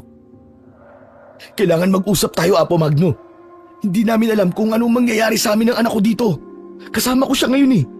Ikinulong kami ng mga katribo mo sa loob nitong kubo. Hindi ka na dapat nagbalik. Inilagay mo lang sa panganib ang buhay mo at madadamay pa ngayon ang anak mo. Ano pong ibig niyo sabihin? Hindi ko na sila kayang kontrolin. Ayaw na rin nila akong paniwalaan. Teka, hindi ko po kayo maintindihan, Apo Magno. Ano bang nangyayari dito sa tribo Banwa? Tuluyan nang nagpailalim sa kadiliman. Ang kanilang pinuno na sila kan dumagit. Pinanindigan na niya ang pagiging masamang aswang. Ho? Mga aswang po sila? Oo, mga isinumpa. Kaya lumayo sila at bumuo ng tribo sa lugar na ito. Pero hindi nila katulad. Sila lang ang mga aswang. Dati nakokontrol ko pa ang kanilang ginagawang pag-asik ng lagim. Pero ngayon, ayaw na nila akong paniwalaan at pinagplanuhan pa nila akong patalsikin sa tribo. Malamang, pinagpaplanuhan na rin nila akong patayin. Kung ganun, kayo din po pala ay delikado rin ang buhay. Tama ka. Kaya lang, wala sa akin ang mga gamit. Yun sana ang makakatulong sa akin para maging proteksyon ko sa masamang gagawin nila kan dumagit. Naiwan ko ang aking sako. Yun nga po ang dahilan kaya po kami nagbalik, Apo Magno eh. Dala po namin yun para ibalik sa inyo. Kung ganun ay salamat. Maraming salamat at dala nyo. Kailangan ko rin ng tulong nyo. Magtutulungan tayo ngayon dito. Pero paano po tayo magtutulungan, Apo Magno? Ikinulong kami dito sa kubo eh. Akong bahala. Gagawa ko ng paraan para makalabas kayo. Doon kayo sa aking lugar. Hindi sila basta-basta makakapunta doon. Lalo na't taglay ko ang mga antigong gamit. Kaya habang abala sila sa kanilang ginagawa, kailangan kong mabuksan itong kubo. At nang makalabas kayo, kaya maghintay kayo dito. Babalikan ko kayo. Umasa ako at nagtiwala sa pangako ni Apo Magno. Hindi ko akalain na ang ginawa kong pagmamalasakit para ibalik ang naiwang gamit niya ay magiging dahilan pala para malagay sa panganib ang buhay namin ni Lino. Tay, paano po kung di na po tayo balikan ni Apo Magno? Anak, magtiwala lang tayo sa kanya. Alam kong hindi siya sisira sa usapan. Isa pa, kailangan din niya ang tulong natin. Maya-maya pa ay muling narinig ko ang pagtawag ni Apo Magno. Sinabi niyang may dala na siyang matalas na bagay para putulin ang mga tali sa kahoy na iniharang sa pinto ng kubo. Narinig na lang namin na sinimulan ng putulin ni Apo Magno ang tali hanggang sa tuluyan ng matanggal ang mga kahoy na ipinangharang. Salamat po, Apo Magno. Huwag ka muna magpasalamat, Pedro. Dahil wala pang katiyakan ang kaligtasan natin. Ano po ngayon ang gagawin natin? Halika kayo, sumunod kayo sa akin. Doon muna kayo sa aking lugar. Sumunod lang kami kay Apo Magno. Sa lugar na yon ay sa kanya kami umaasa ng aming magiging kaligtasan hanggang makarating kami sa kanyang maliit na tirahan. Kakaiba ang bahay ni Apo Magno. Maraming mga nakasabit na iba't ibang antigong bagay sa bintana at pinto ng maliit niyang bahay. Ano po mga nakasabit na yan, Apo Magno? Ang lahat ng yan ay pangontra at proteksyon ko sa mga tribo Banwa dahil nga nagiging masamang aswang na sila. Malamang sila rin po ang mga aswang na gumagala sa aming baryo. Nakarating na po sa lugar namin ang iba nilang kauri. Ganun na nga, Pedro. Nag-uumpisa na silang kumalat sa iba't ibang lugar. Nagpapanggap din silang mga hayop at insekto para guluhin ang mga tao at alamin kung paano makukuha ang baryo. Kaya nga ako nagpunta doon ay para ibigay sana sa kaibigan kong si Estong ang ilang gamit para maging manunugi siya ng aswang at tulungan ang mga kababaryo. Kaya lamang huli na dahil wala na siya nang makarating ako doon. Narito nga po pala yung gamit po na naiwan mo sa kalesa ko. Yamang, Ikaw ang nakakuha niyan, Pedro. Kaya sa'yo ko na yan ipapaubaya. Ipinagkakatiwala ko na yan sa'yo. Magagamit mo yan para sa mga kampo ng kadiliman na gumagana sa baryo nyo. Pero ngayong nandito kayo, magagamit mo yan para sa proteksyon nyo. Ibibigay mo na po sa akin? Tama ka. Kayo na ng anak mo ang bahala dyan. Ipinaalam ko na rin ang bakal na sapatos ng kabayo na kinuha ko. Sinabi naman ni Apo Magno na tama lang ang ginawa ko dahil kailangan din ng alaga kong kabayo ang proteksyon, lalo na ngayong naroon din ito sa tribo ng Banwaa. Humanda ka, Pedro, dahil tiyak may mga mangyayaring hindi mo inaasahan. At ngayong gabi na yun, mangyayari. Pero ano pong gagawin ko, Apo Magno? Ala, sige.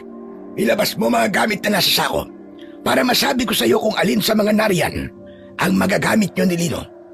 Dahil sa engkwentrong mangyayari sa inyo ngayong gabi laban sa mga aswang dito sa tribo ng Banwaa, hindi ko na sila kayang kontrolin. At wala na rin silang pinaniniwalaan at pinakikinggan. Ayaw na nila akong pakinggan. Ang gusto nila ngayon ay sundin ang tawag ng kanilang katawan. Yun ay ang maghasik ng lagim at tumikim ng karne at dugo ng tao. Kami ng anak ko ang haharap sa mga aswang na narito sa tribo ng Banwaa? Tama ka, Pedro. Kayo nga. Dahil kayo ang itinakda. Kayo ang ipinadala rito ng tadhana. Kaya kayo narito. Andito kayo, hindi lang para magsoli ng naiwan kong gamit, kundi para din sa kaligtasan ng inyong baryo. At iba pang baryo na maaaring guluhin at atakihin ng grupo ng mga aswang. Siguro naman ay hindi nyo hahayaang mangyari yon. Tay, natatakot po ako sa sinasabi ni Apo Magno. Lino, hindi kayo pababayaan ng mutya ng bulalakaw. Isa itong batong mutya na inihalo sa paggawa ng punyal na nariyan sa loob ng sako. Yan ang gagamitin nyo para tapusin ang mga aswang. Nagtitiwala po ako, Apo Magno. Tama yan, Pedro. At sa tulong na rin ng bathala ng kapayapaan, ay tiyak malilipol nyo ang mga taong isinumpa, ang mga aswang dito sa tribo Banwaa. Kung ako lang sana ang itinakda, magagawa ko silang harapin. Pero kayong nakatadhana, dahil kayong mag-ama, ang inihatid dito sa aming tribo. Yun ang aming pinaniniwalaan. Pagkatapos ng naging pag-uusap namin na yon ni Apo Magno, ay kinuha na niya sa sako ang mga bagay na naroon at iniabot sa akin. Isuot nyo ang kambal na pulseras sa inyong mga braso. Tig-isa kayo ni Lino. Kinuha ko yon at isinuot sa aking kanang braso. Ang isa naman ay isinuot ko rin sa braso ng anak kong si Lino. Tay, kailangan po ba natin gawin to? Dapat po ba tayong sumunod sa gusto ni Apo Magno? Anak, nandito na tayo. Magtiwala na lang tayo. Saka huwag ka mag-alala. Nandito akong bahala sa'yo. Lino, narinig ko ang sinabi mo sa iyong tatay. Hindi makatutulong sa misyon nyo ang pagkakaroon ng pagdududa. Kaya dapat maging buo ang inyong pagtitiwala. Kahit bata ka pa, ay kailangan manalig ka at magtiwala na magagawa nyo ang inyong misyon. Maniwala kayo, kayo ang pinili at itinakdang maging manunugis ng aswang. Pasensya na po kayo sa anak ko, Apo Magno. Naiintindihan ko siya, Pedro. Kaya dapat kong ipaalam sa iyo ang pwedeng mangyari. Pero alam ko bata pa si Lino at maaari pang magbago ang isip niya habang hindi pa kayo nagsisimulang humarap sa mga aswang. Kinausap ko na lamang si Lino. Ayokong magkaroon ng negatibong epekto sa aming gagawin ang kanyang pagdududa. Pero sabi nga ni Apo Magno, ang lahat ng yon ay maaari pang magbago at bawiin ni Lino ang kanyang mga unang sinabi. Sunod ay iniabot sa amin ni Apo Magno ang pares ng punyal na magkapareho ang sukat at laki. Subalit magkaiba ang disenyo. Ipinahawa ko ang isa sa aking anak. Pagkahawa ko nun ay may naramdaman akong kakaibang enerhiya na pumasok sa katawan ko. Alam kong ganun din ang nararamdaman ni Lino. Dahil nang hawakan niya ang punyal ay nakita ko na bahagyang nanginig ang kanyang katawan at napatingin sa akin. Tila nagulat siya at nakita ko ang pagkabahala sa kanya. Lino anak, okay lang yan. Ako man ay may naramdaman ding kakaiba. Tay, ano po ba yung naramdaman ko? Para pong kinuryente ako eh. Ibig lang sabihin nun, ay nagbigay na ng pasimulang lakas ang mutya na taglayin ng hawak niyong punyal. Pagpapatunay lang yon na kayo talaga ang itinakda. Dahil kung iba ang humawak niyan, na hindi naman pinili, ay mabibitiwan ng punyal at maitatapon niya yan. Pero hindi ganun ang nangyari sa inyo, kundi na malagi niyong hawak. Nasa ganung pag-uusap kami nang may tumawag kay Apo Magno. Malakas ang boses at waring nagagalit ito. Kung hindi ako nagkakamali, yun ang boses ng lalaking nakausap namin ng anak ko nang dumating kami dito sa Tribo Banwaa. Siya, si Lakan Dumagit. Dumito lang kayo sa loob ng bahay ko at huwag na huwag kayong lalabas o sisilipin man lang. Hindi nila kayo dapat makita.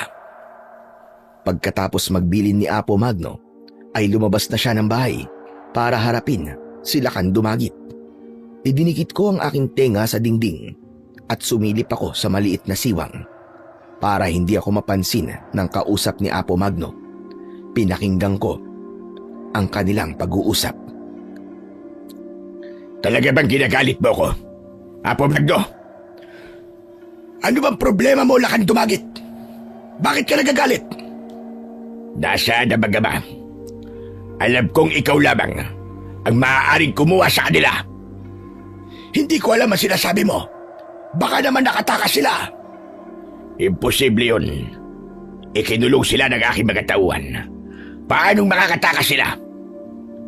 Gaano ka kasigurado na maayos ang ginawa ng mga tauhan mo para harangan ang kubo? Alam kong hawak mo sila. Hindi mo dapat ginawa yun. Alam mo, kailangan namin na mag-ama na yun para sa lalo pang ikalalakas ng tribo ng Banwaa. Hindi ko nakilala ang tribong sinasabi mo, Lakan Dumagit. Iba na ito. Hindi na gaya ng dati. At dahil yon sa mali mong pamumuno, mas pinili mo ang maging masama at gawing masasamang aswang ang lahat ng mga katribo mo. Hindi yan ang tunay na tribo Banwaa. Wala ka ng pakialam doon, Apo Magno. Ako ang siyang pinuno at ikaw ay isang matandang tagapayo lamang. Subalit ngayon ay di ko na kailangan ang pagpapayo mo at hindi ka na rin dapat pampaniwalaan. Magpasalamat ka nga dahil binuhay pa kita. Hindi ko yun ipagpapasalamat sa'yo. Maaari mo naman akong patayin kahit kailan mo gustuhin. Talagang hinahamon mo ang pamumuno ko. Pero sige, sa ngayon, hindi mahalaga kung buhay o patay ka, Apo Magno. Ang kailangan ngayon ay makita ang mag-ama dahil kailangan ko kanilang dugo upang idilig sa tribo Banwaa at sa dambana na mga dito. Sapat na ang dugo ng matabang hayop para idilig sa lupa at sa dambana. Hindi dapat dugo ng tao. Sabi ko nga sa'yo, hindi na dapat sundin ang lumang paniniwala. Iba na ang gusto kong paniniwala dahil yun ang mas magbibigay sa akin ng lakas at kapangyarihan bilang pinuno ng tribo ito. Para din sa paglaganap ng mga aswang na nasa tribo Banwaa na siyang sasakop sa lahat ng mga baryo. Talagang isang kabaliwan na ang ibig mong mangyari, Lakan Dumagit. Nabulag ka na dahil sa pagtataksil mo sa bathala ng kapayapaan at naglingkod ka sa itim na bathala. Dinadala mo sa kasamaan ang tribong ito. Tama na. Ayoko nang marinig pa mga sasabihin mo, Apo Magno. Ang gusto ko ay sabihin mo kung nasa na mag-ama kung ayaw mong iatid na kita sa iyong kamatayan. Kitang-kita ko na lumapit at umikot kay Apo Magno ang ilang kalalakihang kasama ni Lakan Dumagit. Bigla nitong hinuli si Apo Magno, hinawakan sa magkabila ang braso at binuhat ito. Saan niyo ako dadalhin? Bitiwan niyo ako! Pakawalan niyo ako! Huwag niyo nga hayaan tumakas sa matandang yan. Siyang gagamitin natin para magpakita ang mag-ama. Dahil alam kong itinago niya ang mga ito. Maaaring sa loob ng kanyang kubo. Kaya lamang, hindi natin maaaring pasukin yun dahil sa mga nakabiting pagontra. Talagang kinain ka na ng labis na kasamaan. Lakan dumagat! Samantala, ng mga pagkakataong yun, ay nakikita ko ang lahat ng mga pangyayari. Ganon din si Lino na sumilip na rin sa maliit na siwang. Tay, paano po to? Ano pong gagawin natin? Kinuha po nila si Apo Magno. Ngayon, itinali po sa isang puno, Tay. Paano na po tayo nito? Kaya nga eh. Pero anak, kawawa siya. Hindi na nila iginalang ang matanda. Mga demonyo sila. Saksaka na talaga sila ng sanga. Tay, baka po kung anong gawin nila kay Apo Magno. Tulungan po natin siya, Tay. Tama ba ang narinig ko na sinabi mo, Lino? Gusto mong tulungan natin si Apo Magno? Opo, Tay. Kawawa naman po siya eh. Baka mamaya kung ano pong gawin nila. Baka mamaya patayin po nila si Apo Magno. Saka diba, sabi po kanina ni Apo Magno, magtiwala tayo sa mutya na narito po sa punyal. Hindi daw po tayo pababayaan nito. Lihim akong napangiti sa sinabi ng anak ko. Ito na nga yata ang tinuran ni Apo Magno na maaaring magbago pa ang isip at pinaniniwalaan ng anak kong si Lino. Ibig lang sabihin ay magiging buo na ang paniniwala niya at wala nang magiging sagabal pa. Dahil sa pangyayaring yon, ay naging buo na rin ang loob ko.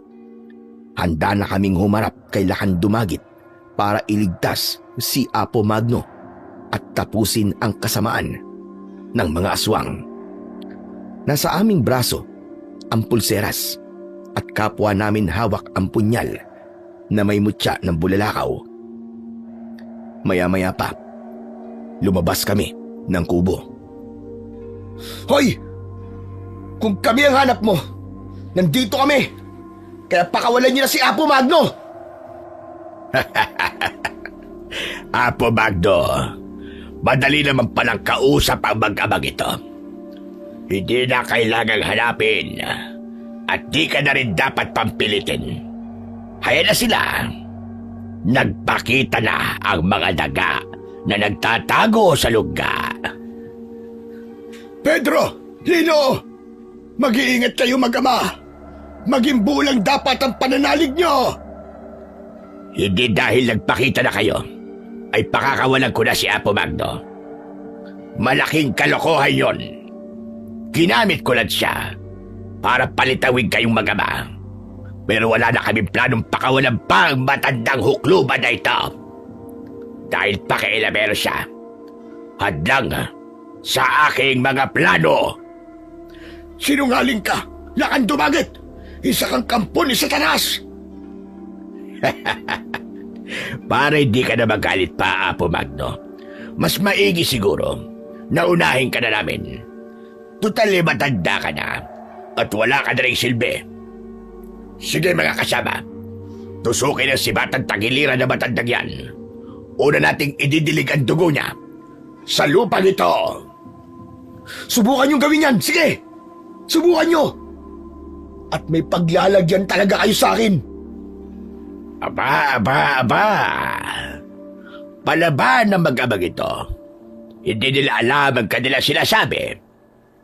Ngayon mga kasama, ipakita nyo sa kanila kung sino tayo. Maya-maya pa, biglang nagbago ang anyo ng mga kalalakihang kasama ni Lakan Dumagit. Naging nakakatakot na aswang ang mga ito. Matatalas at may mahahabang mga kuko. Ang muka ay katulad ng nakakatakot na itsura ng baboy damo.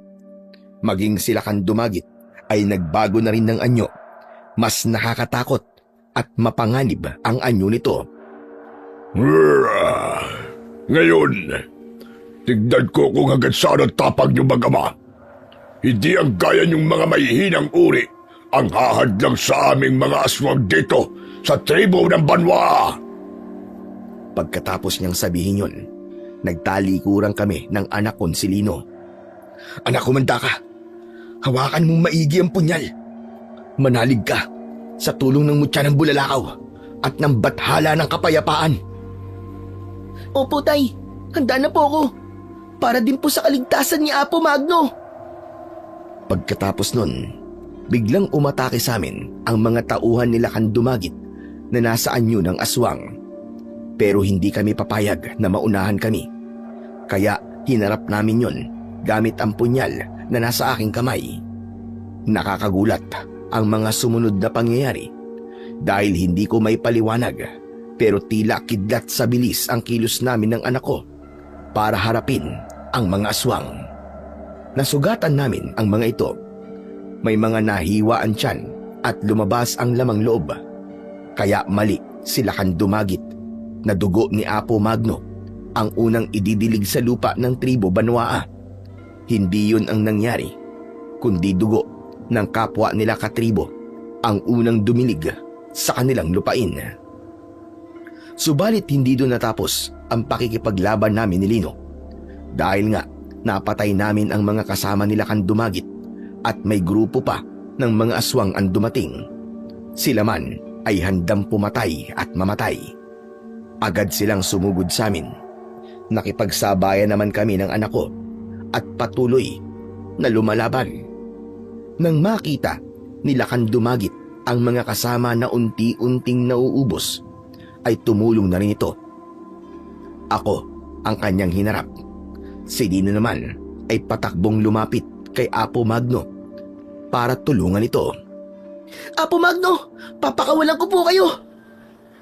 Lino, putulin mo ang tali sa mga braso ko. Bilisan mo! Nagmamadaling pinutol ni Lino ang gapos ng matandang lalaki. Subalit biglang may umatake sa kanila at sinunggaban si Apo Magno. Gusto niyang patayin ang matanda. Sasagpangin sana sa leeg. Subalit agad na naiharang ng matandang lalaki ang kanyang braso. Kaya ang kagat nito ay tumama sa kanyang braso.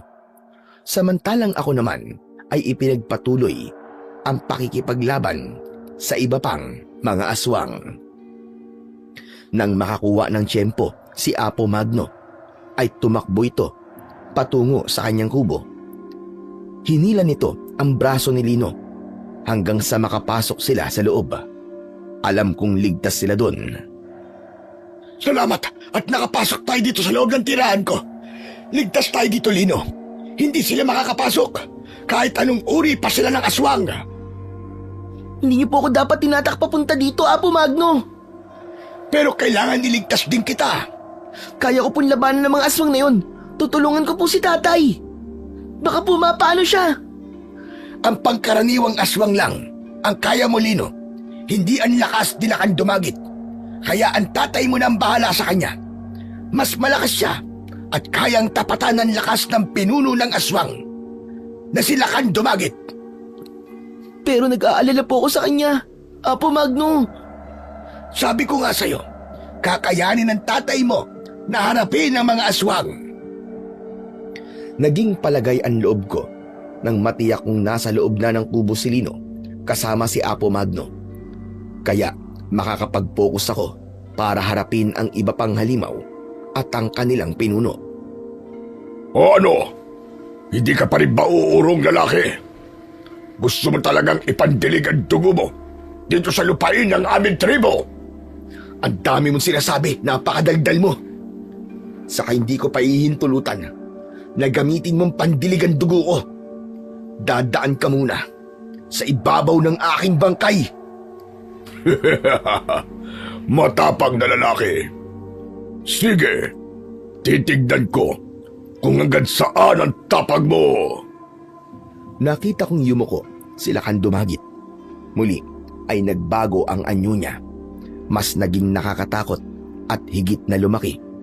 Nagkaroon ng mga tinik ang kanyang mga katawan. Hindi ko alam kung ano pang uri ng aswang ang kaharap ko na yon. Napalunok ako ng laway. Hindi ko maikakaila na kinain ako ng kaba. Hindi ko tiyak kung magkakaroon pa ba ng bisa ang mutya mula sa punyal na hawak ko. Pakiramdam ko ay mas kumapal ang balat ng aswang na si Lakan Dumagit. Bahala na. Hindi ako dapat magpasindak sa kanya. Patay kong patay. Naunang sumugod ang aswang na si Lakan Dumagit. Sinalubong ko siya, subalit ganun na lamang ang gulat ko dahil sa lakas ng pag-atake ay tinangay lamang ako at tumilapon. Ray ko, malakas siya. Mas malakas siya kaysa kanina. Ako naman ngayon ang sumugod habang nakaumang ang hawak kong punyal na itatarak sa kanyang katawan. Kaya lamang, pagkatarak ko ay hindi yun bumaon sa katawan ni Lakan Dumagit, kundi nabitiwan ko ang punyal at bumagsak sa lupa. Anak ng... Hindi maaari ito. Nabitiwan ko ang punyal. Anong gagawin ko? Yari ako nito. Naisip kong itaas ang pulseras na nasa braso ko. Nagliwanag yon na sumilaw sa pinuno ng mga aswang. Pero hanggang ganun na lang ang kayang gawin ng pulseras.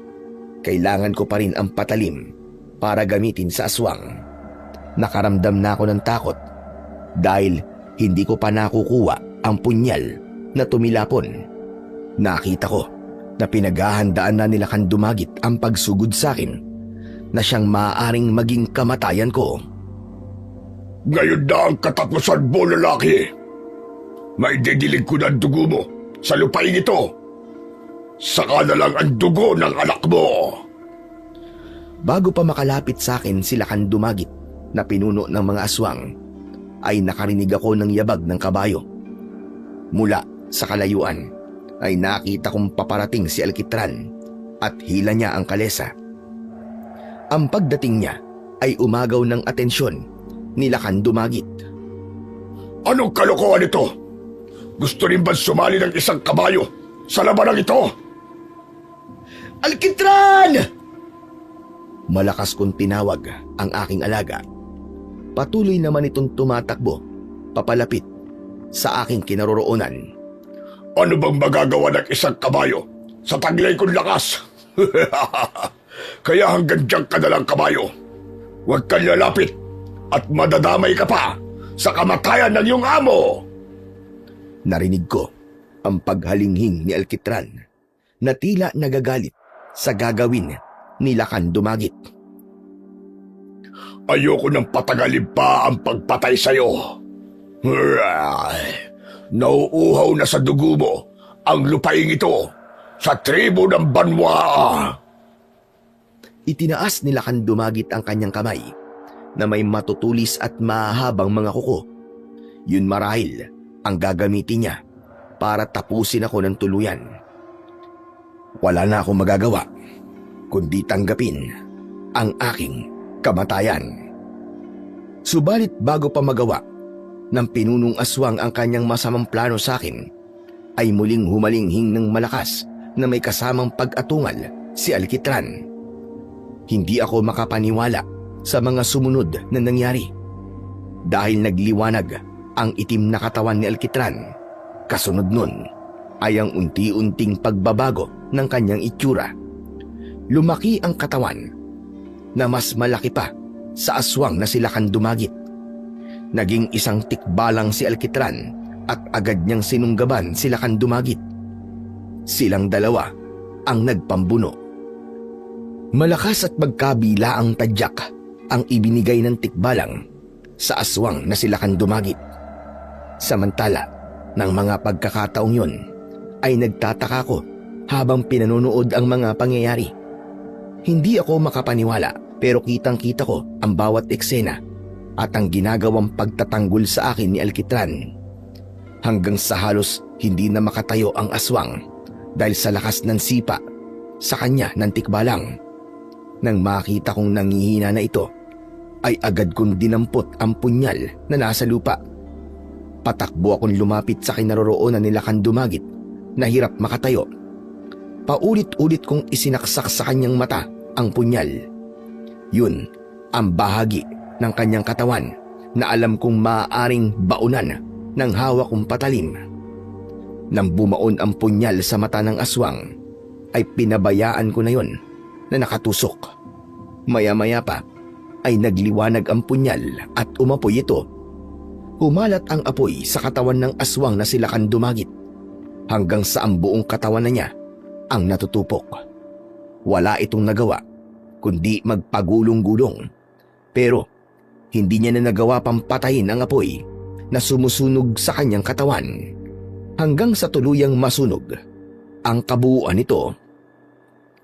Tinig ng kontik balang pero wala na ito kundi nagbalik na sa dating anyo ni Alkitran. Nagtataka pa rin ako sa nangyari sa aking alaga, pero nagpasalamat pa rin dahil alam kong siya ang nagligtas sa akin. Samantala, mula sa loob ng kubo ay lumabas sina Apo Magno at Lino hanggang sa lumapit sila sa akin. Salamat po at ligtas ka, Tay. Ang galing po ni Alkitran. Bakit po siya naging ganun? Sapatos na bakal ng kabayo na inilagay kay Alkitran. Yun ang nagbigay sa kanya ng lakas para maging isang mabuting tikbalang at harapin ang pinunong aswang. Ibig sabihin, mananatili na ang ganun kay Alkitran? Magbabago siya kung kinakailangan? Tama ka, Pedro.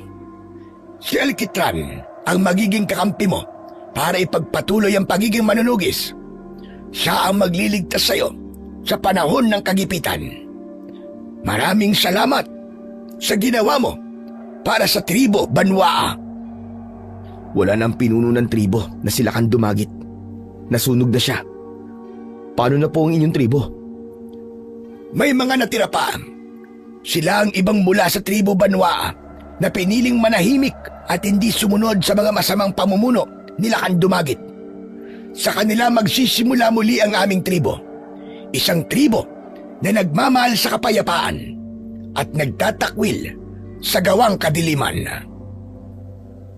Pabalik na kami sa baryo Sakdal. Sakay kami ng anak ko ng kalesa na hinihila ni Alkitran. Magaan sa pakiramdam na may naitulong kami para sa kapayapaan ng ibang tao at ng ibang lahi. Ano man ang sinimulan namin ng anak ko, katuwang si Alkitran, ipagpapatuloy namin yon. Kami ang haharap sa kampo ng dilim upang hindi ito patuloy na maghari saan man at kailanman. Ang tungkol sa amin ni Helena, siyempre, naging asawa ko siya sa wakas. Hanggang dito na lamang po ang aking napakakulay na kasaysayan. Maraming salamat sa pagbibigay daan sa aking kwento. Muli, ako si Pedro at maraming salamat sa lahat ng nakinig.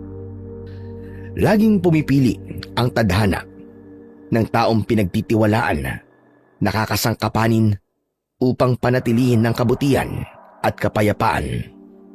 Sila na mapapalad upang ang gawang mali at kadiliman ay mahadlangan at mangibabaw ang liwanag na nanggagaling sa ating puong may kapal. Maraming salamat po sa inyong walang sawang pakikinig at pagsuporta sa akin pong mga YouTube channel na The Voice Addict at mga kwento ni Apong Isaac. Huwag niyo rin pong kalimutang mag-subscribe at i-hit ang notification bell para sa mas marami pang makapigilininga na kwentong aswang at katatakutan mula sa mundo ng kababalaghan. Hanggang sa muli po at pagpalain kayong lahat ng ating dakilang Diyos na siyang pinakamakapangyarihan sa lahat.